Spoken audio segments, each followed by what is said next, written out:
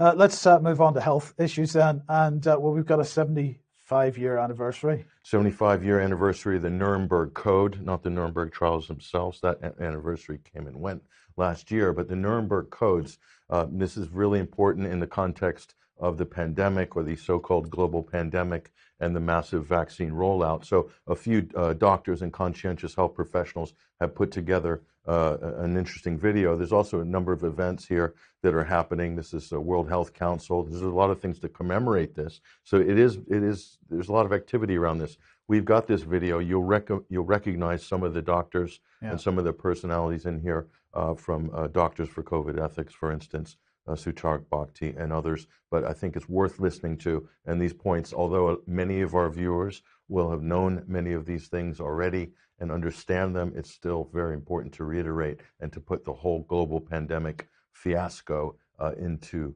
context. But let's watch this. It was almost 75 years ago, on August 19, 1947, that the city of Nuremberg was the place of an historic declaration, when the judges of the military tribunal against leading medical officers in the Nazi administration passed their verdict. They issued what has become known as the Nuremberg Code since then. The court laid out 10 basic principles which must be observed to satisfy moral, ethical, and legal concepts. Informed consent and the right to opt out are two principles of the Nuremberg Code. Today, when the entire world population is being made participants in a gigantic medical experiment of uncertain outcome, it is about time to commemorate the historic declaration that was issued to the world 75 years ago. I invite you to come to Nuremberg or join us online on August the 20th, 2022. When I, together with other doctors, scientists, lawyers, and concerned citizens, will reiterate what, in the face of monstrous atrocities, the court issued that resounding condemnation of coercive, mandatory, and ill-informed, inhumane experiments. The New England Journal of Medicine wrote in 1997, on the occasion of the 50th anniversary, "Informed consent, the core of the Nuremberg Code, has rightly been viewed as the protection of subjects' human rights." The key contribution of Nuremberg was to merge Hippocratic ethics and the protection of human rights into a single code.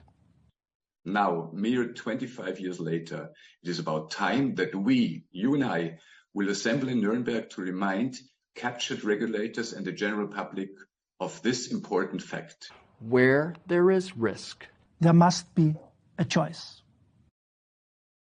Informed consent and the right to opt are two principles of the Nuremberg Code. Today, the entire world population is being forced to... Okay. Yeah, we had to cut it short because it's quite long, but I think you get the idea. Yes.